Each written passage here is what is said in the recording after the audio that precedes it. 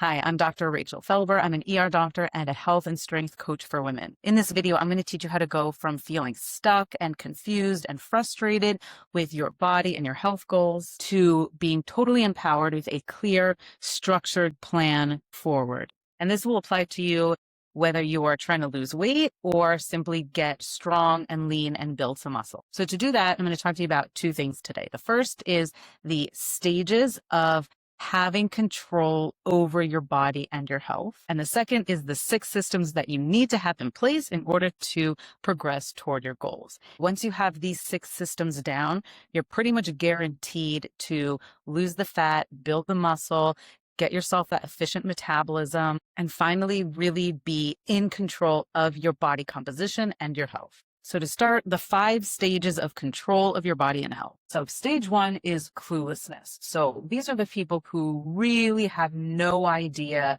where to start, don't know anything really about how to eat properly, what macros are, why macros might be important, the importance of walking, strength training, just totally confused about where to even start. Stage 2 is characterized by frustration. So these are the women who have started putting in an effort, doing some research, talking to people, maybe doing a mix of random gym classes or trying different diets. You know, this diet worked for my friend or this one worked for my neighbor, so I'll give it a try.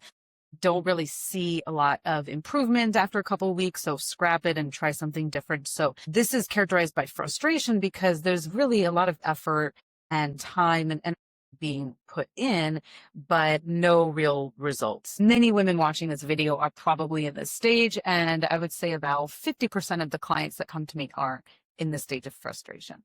Now, stage 3 is awakening, and these are the women who have learned quite a bit about how to eat in order to lose fat and gain muscle, how to work out in order to achieve those goals. They have a real understanding about why muscle is so important in this context. I call this awakening because it's characterized by really feeling like you see a light at the end of the tunnel. Like things are starting to make sense. I'm starting to put the pieces together. I haven't quite gotten to the point that I'm in the groove, but I'm seeing that it's possible and I see the path ahead of me.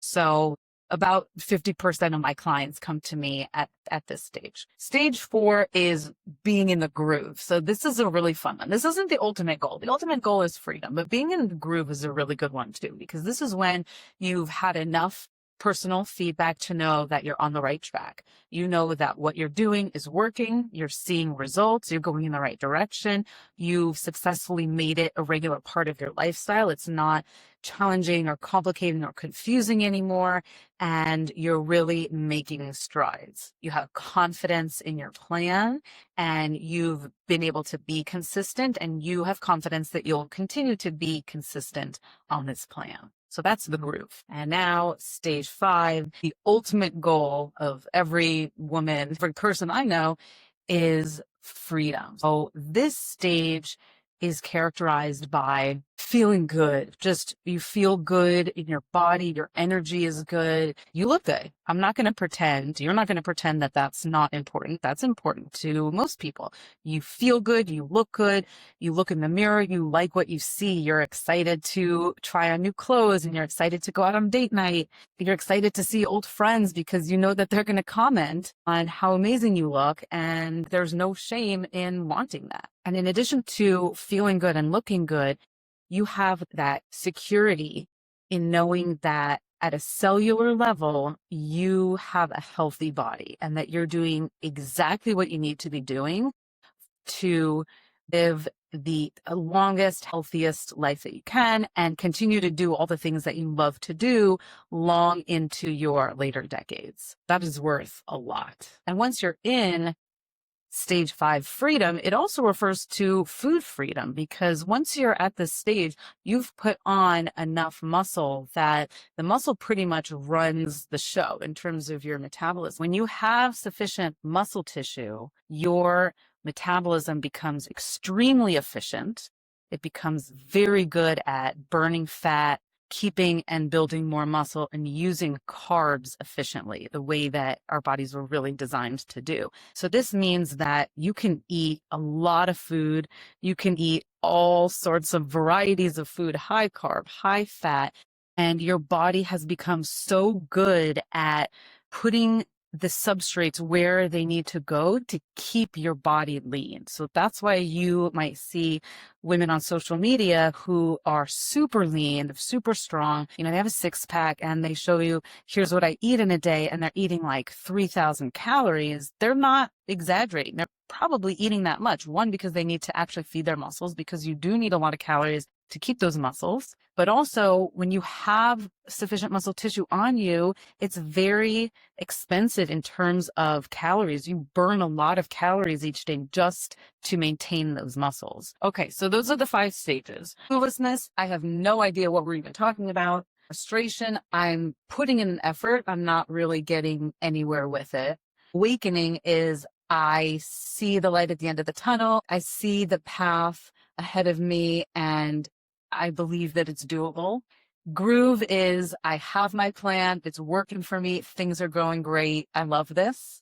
And freedom is when you've implemented the plan long enough, your body has transformed or is in the process of transforming, and this has all become a part of your lifestyle, and there's really no friction anymore. You just gliding through. So we've talked about the 5 stages of control of your body and health, and now we're going to talk about the 6 systems that you need to have in place in order to move up that ladder. So I put these 6 systems into 3 categories.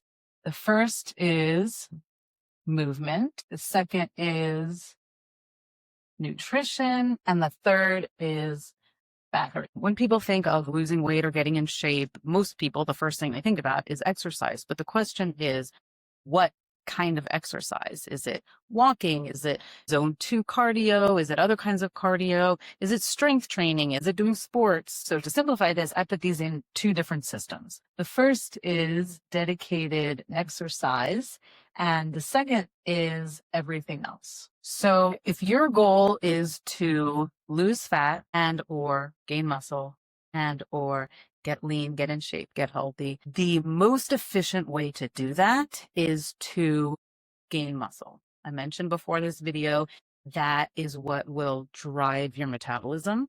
That's what drives health. And it's certainly what drives fat loss in the most efficient way. So the mainstays movement in terms of exercise for you should be strength training and HIIT workouts, high intensity interval training. Why HIITs? High intensity interval training gives you incredible results for the time put in, and health benefits and body composition benefits per minute spent in the exercise. So both strength training and HIITs should definitely be a core component of your workout plan. So what's everything else? Walking, okay? Lots of people know that it's healthy to walk, but they don't really understand exactly why, what's going on in your body. Aside from just calorie burning, when you're talking about having a healthy, efficient metabolism, walking frequently, and especially after meals, is one of the best things you can do. So walking should definitely be on there. The science says 7,000 to 10,000 steps per day or more, but like everything else, this has to be individualized for you. Walking, and then sports, so not essential, but if there's something that you love, women where I live love pickleball. If you love hiking, things like that, that'll be included here. And then NEAT. So non-exercise activity thermogenesis. If you're watching this video, maybe you're somebody who likes to learn about this kind of stuff, and you've probably come across this term already. And it basically means all of the movements that we do all day outside of dedicated exercise. So me moving around here, if you're at the grocery store, walking around with the cart on your arm, typing at your computer, doing laundry, any small movements that keep you moving and keep you physically active. Next is nutrition, which is also divided into 2 different systems, which is intake and phases. So intake is talking about the actual food that you put in your body, and that is the quantity, the quality, and I'll talk about each of these, and macros. So these are all things that you have to have a handle on if you want to efficiently trade fat for muscle.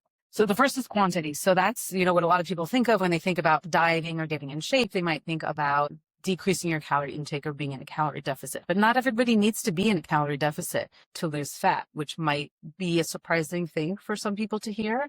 But it's, again, like everything else, individualized. So maybe you do need to be in a calorie deficit. Maybe you need to be in a slight calorie surplus to lose fat for your particular body and physiology. Regardless, it is something that we need to pay attention to and definitely needs to be a part of your plan. Next is quality of your food. So that you can think of as how nutritious is the food, or the nutrient value per calorie. A lot of people also think about this in terms of how processed or unprocessed the food is, but they usually go hand in hand. Typically, food that's highly processed or ultra processed is going to have low nutrient density and poor nutrient quality, and the closer a food is to its native state, the more nutrient dense it's going to be. That's not always the case, but it's almost always the case. That doesn't mean that you can't eat any processed food by any means. I eat lots of processed foods. You just want to have a healthy ratio of lower processed, higher nutrient dense food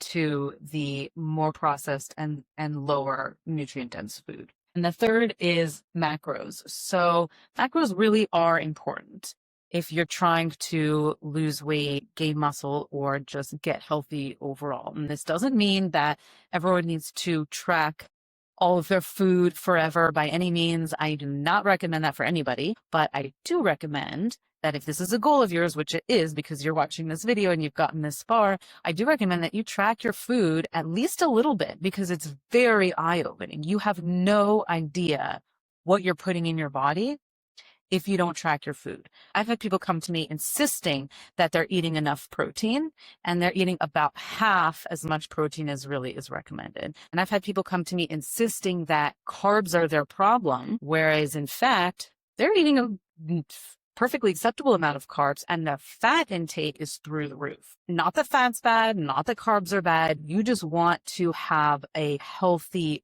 ratio of each of these. And the only way you can know that is if you track. Okay, so some of you are thinking, oh my God, okay, how long are you talking? I would say for everyone, track at least 1 week just to see what we're even talking about. If you find that you're actually eating very close to what you feel like you should be eating, then great, you're probably in the top 1% of people. And after a week, you figure that out, go on eating like you're eating. But if you're like 99% or more of the population, it's going to be very eye-opening, and you're going to be shocked at how little protein you eat, how much carbs you eat, and how much fat you eat. Most people get a pretty good feel of how much protein, carbs, and fat are in each meal, and how much they need to get, and how much of each food they need to get the macros that they need throughout the day after about 4 to 6 months or so of regular tracking. It seems like it takes about that long for the average person to really have a good grasp on it, to the point that they can stop tracking and eat based on the knowledge that they've gained and continue to stay on track. Okay, for phases, depending on what your goal is and where you are in terms of your physiology and your metabolism and your hormones, many women need to go in and out of various phases. And that's specifically when they're trying to lose fat. So they might go in and out of fat loss to maintenance to fat loss. Not everybody needs to do this, but most or many do. So that's why I put that on there. Okay, so far we have 4 systems. We've got exercise, we've got everything else in terms of movement, we've got food intake, nutrition phases, and then 2 more in battery. I split this into physical and mental. Now, the truth is there's a lot of overlap. So you could theoretically consider this one system, but in my mind, they're split, so I split them. The first system is physical, and here we're talking about what you're probably thinking if you're thinking about your battery and your energy is sleep and rest. And the second part of this is recovery, which not everybody knows to be as important as it is when we're talking about building muscle. So sleep and rest obviously is very important. I have 2 little kids, so for me, sleep always was pushed lower priority. And to be totally honest, it kind of still is, even though I know how essential it is for all of this stuff. If you want to have a happy, healthy metabolism, if you want to lose fat, if you want to build and maintain muscle, sleep has to be a priority. And importantly, I don't recommend you lose sleep to have a workout. I really don't, because a large amount of the benefit that you get in terms of your body composition from your workouts come during these stages of sleep and rest and recovery. And if you're not having that on a regular basis, you're not going to get all the benefits of your workout. So there does need to be a good balance. And I have clients often ask me, hey, the only time I'm going to be able to get this workout in is 10 p.m. after the kids are in bed and I've done all the house stuff.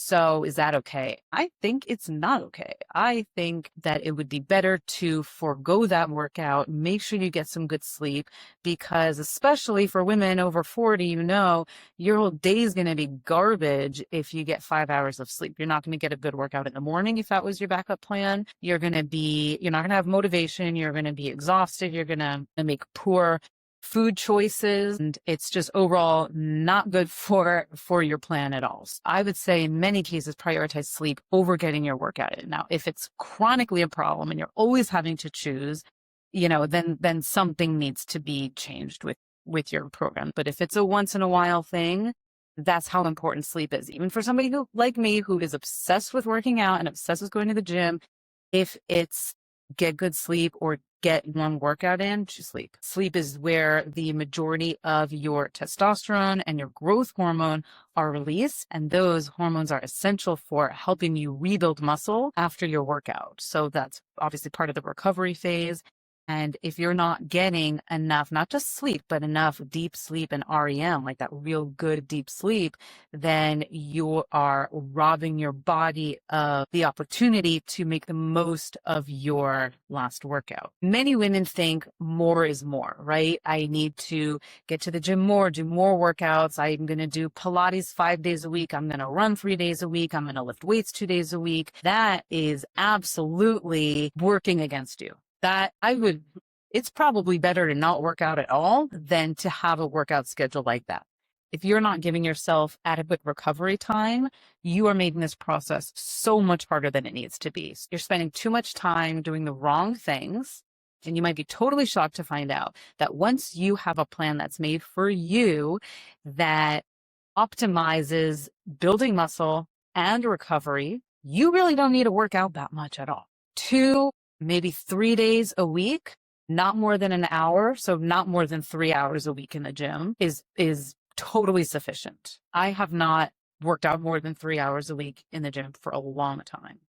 I would love to, but I don't need to, and you don't need to. As long as you're doing the right thing in the time you're there, you need very little time. Importantly, recovery does have to be protected, because that's when the muscle building actually happens. When you're doing the workout, you're not building muscle. You're doing the workout, you are damaging the muscle tissue, you're breaking down the fibers, they're becoming injured and damaged, and it's in the 24, 48 hours after the workout, during the recovery period, that the muscle rebuilds and grows and becomes stronger than previously. So if you don't give it that time, let's say you do lower body one day and then you do another lower body workout the next day, you're cutting into that recovery time and you're not giving your body the opportunity to rebuild those muscles bigger and stronger than before. And I'm not going to say the workout was totally wasted, but it was largely wasted. Last system is the mental aspect of your battery or your energy, and that is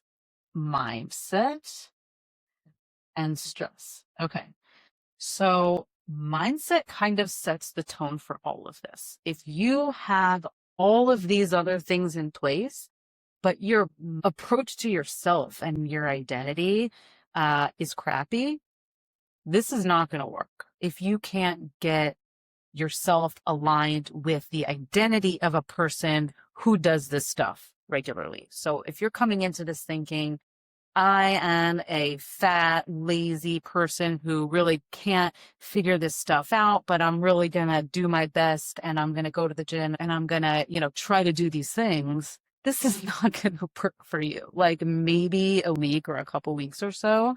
But if this is not where it needs to be, the rest could never be where it needs to be. So think about the way that you talk to yourself and talk about yourself and think about your goals. Do you feel like you deserve to have the body and the health that you want? Because if you don't feel like you deserve it, or you don't feel like it's possible for you, then You need to get that straightened out before you expect to see any body transformation. So I will tell you right now that any woman can achieve fat loss, muscle, getting lean. Some women need a lot more time, a lot more help. Some women need medications to help them. Everybody is going their own path to get to their own goal, but every woman deserves it and every woman is capable of achieving it. So if you're listening to this and you're finding that you're thinking really lowly of yourself or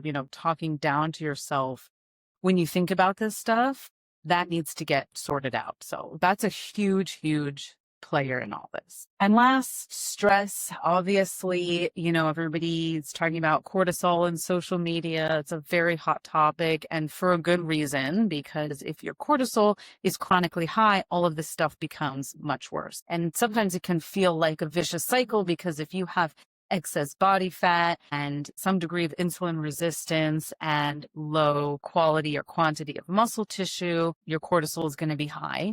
And if your cortisol is high, it makes it harder to manage these things. So it is a vicious cycle. Luckily, there's plenty that we can do about that. And a lot of it is on this board.